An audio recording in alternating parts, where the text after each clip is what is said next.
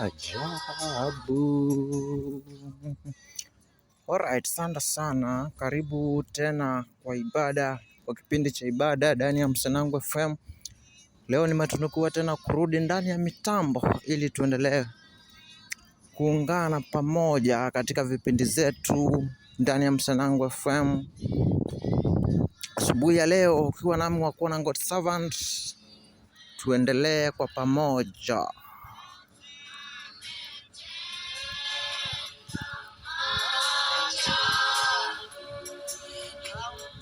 Ametenda maajabu tena, tumeamka tukiwa wazima, tukitegemea nguvu zetu kwamba tutazitumia ili kupata kipato chetu cha kila siku. Na basi shukrani zaidi ni kwa kuwa tuko imara, tuko uhai na hakuna lolote ambalo tumekosa katika maishani mwetu.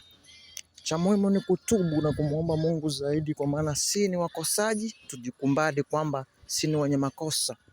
Wengine tumelala kwa kutenda maovu yasiyompendeza Mungu, lakini kwa hali yake Mungu Jehova Nisi ametunukia kuamka siku ya leo. Basi mimi neno langu la leo la asubuhi ni kwamba kukuambia ndugu yangu, dada yangu, kakaangu, kwamba usife moyo kwa lolote ulofanyalo, kwa lolote utakaloanza kulifanya. Ndugu yangu, rafiki yangu, usife moyo hata kamwe kidogo, kwa maana naamini kwamba wapo wengi ambao watakuvunja moyo asubuhi ya leo. Wako wengi watakuvunja leo, siku ya leo, kesho au kesho kutwa, lakini jameni, usife moyo, jipe moyo, jitambue wewe mwenyewe, jiamini kwa lolote unalolifanya. Naamini hakika utaenda kushinda, lakini iwapo utayasikiza maneno yao, basi utafeli. Watu wengine huku wameomba ni kama wachawi, wameomba ni kama kishetani, yani hata ukifanya jambo la kukufaidi jameni maishani, wanakulaumu, wanakuambia ili haliwezi. My friend, cha muhimu ni kufocus na kujituma ili uweze kushinda.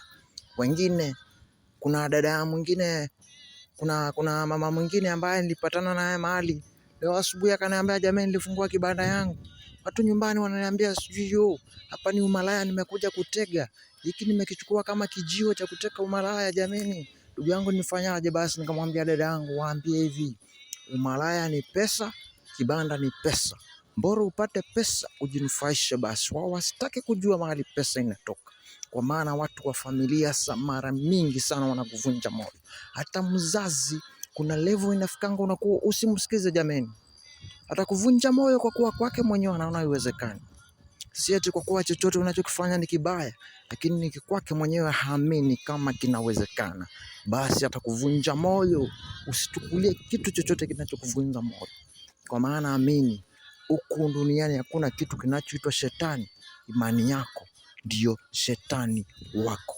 Imani yako ikienda chini, shetani yako chini. Ndani ya Msanangu FM kuna God Servant, masaa ya kwanza, masaa ya ibada, kuomba tubarikishe siku ya leo.